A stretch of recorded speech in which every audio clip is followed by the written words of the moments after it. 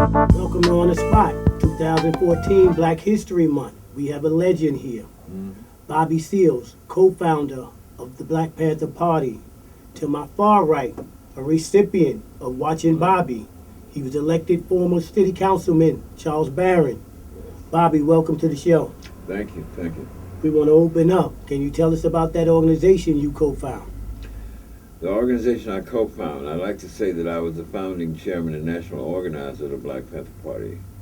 It came out of my heart, mind, and soul. Malcolm X was killed.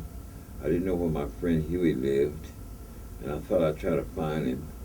And I told him we needed to start a new organization. And Huey didn't think we could get it done because black people didn't know enough about their African American history.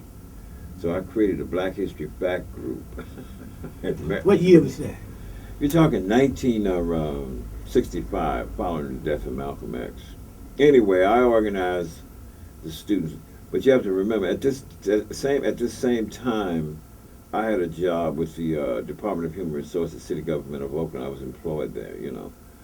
But I created that fact group, and we got Black history in the curriculum at Mary College. Then I changed Black History Fact Group to Soul Students Advisory Council and registered on campus and organized a giant rally, 700 or more brothers and sisters on campus, not to let themselves be drafted in the war in Vietnam because we fought in every war this country has ever had.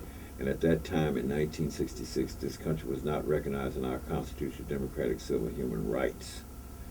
A little bit after that, in October, I recited a poem called Uncle Sammy Called Me Full of Lucifer one night up around University of California. And because it had a cuss word in it, would wound up getting in a fight with the Berkeley police and me and Huey getting arrested. I got bailed out, went before Judge Stats a month or so later, and next thing I know, the judge gave us probation. And I went down and I said, Huey, meet me at the War on Poverty office tonight. Why? I said, because we only took notes at my house. We're going to sit down and we're going to write this 10-point platform and program that we talking about we're going to write. So we wrote the 10-point platform and program, the first draft of it. It was October 10th, not the 15th. In my book, it says the 15th. But I was in jail when I wrote that book, and I was doing it on tape recorder, and I was under a lot of pressure. I'd already been brutalized by the guards and all that stuff. And I got that wrong. It was October 10th, because I went and researched the day that Judge Stats gave us that. And that was when we wrote, and I went to the War on Poverty office where I worked for the Department of Human Resources at that time, that night, and with my own keys to the place, because I was a community liaison. Everybody else was off work, and we wrote that rough draft. And you know, we call for full employment is one point, decent housing another point, decent education in our history is another point, preventative medical health care is another point. We wanted to be exempt from fighting in the wars in Vietnam because this country is not recognizing our constitutional rights. Immediate end to police brutality.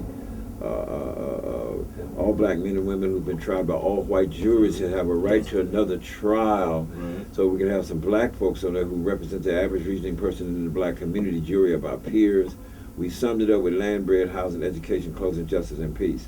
And then I put a paraphrasing of the first two paragraphs of the Declaration of Independence, United States of America. Now, if you remember this, some people need to read that.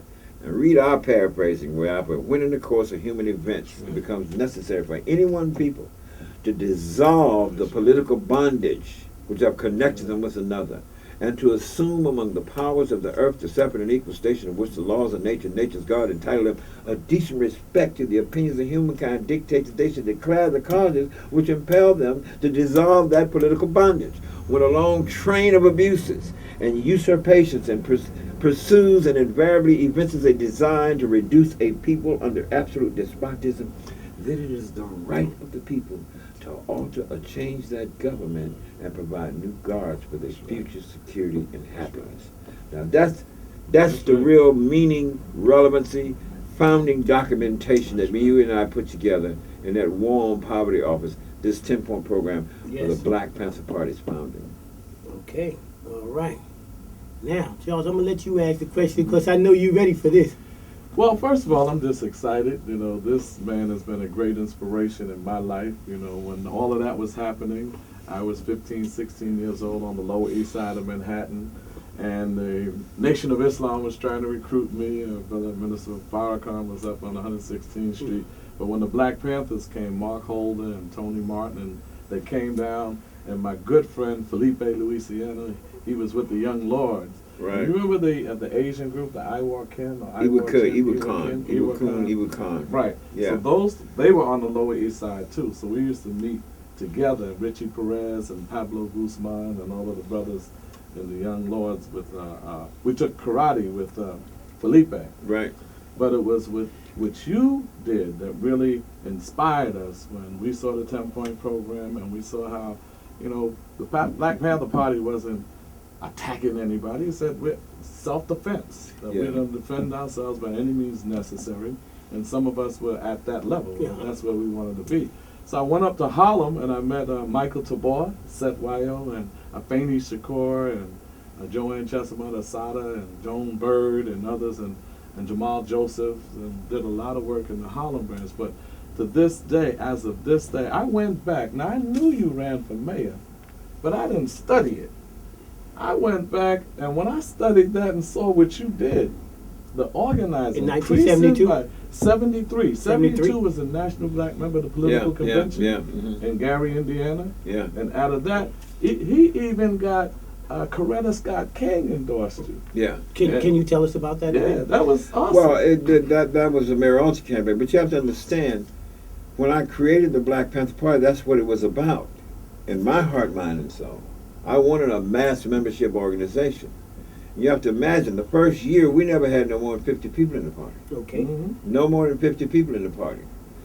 What in effect happened, I went to jail because I led an armed delegation to the California State Legislature May 2nd, 1967, to read a statement against the Mulford Act. The Mulford Act was trying to stop us from legally, and we were legally had the right to carry guns to observe police in the community at that time. And that's what the Mulford Act was. But they put me in jail. Huey and them lost the office. Well, they lost because they didn't have the resources. I'm the one that had the resources. I'm the one that worked for the city government. I'm the one that had the big paycheck, and I wasn't married, etc. And every nickel I had went into this new organization, right? So that's it. But my idea was that I found out that there were over 500,000 political seats one could be elected to throughout the whole of the United States of America. And in the middle of the 60s, when I created the Black Panther Party, it was less than 50 people of color duly elected to office. What kind of crap was this? No wonder when. And so the brothers out there hollering black power, black power, black power. Well, if you ain't got no political seats, So you were starting we need political seats to have the power. What is the power?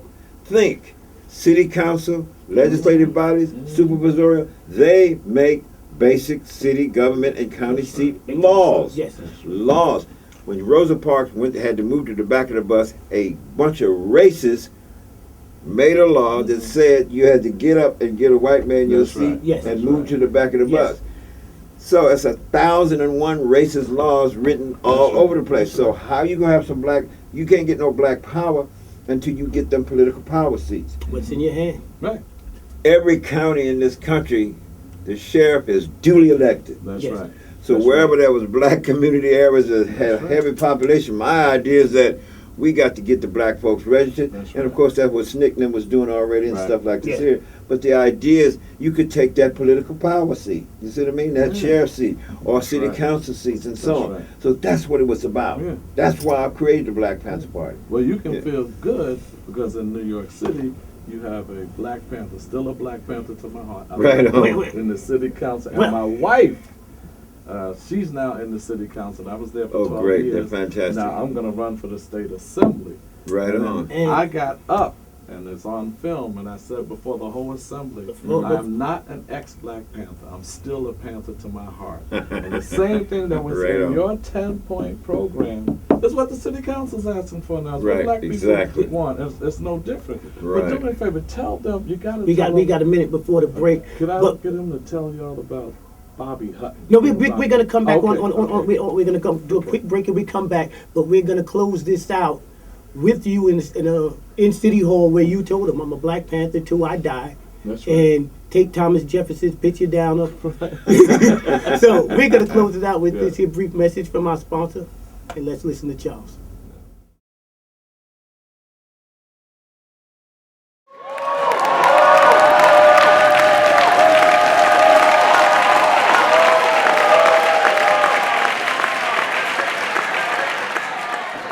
To my colleagues, in my 12 tumultuous years with you, you've been very controversial.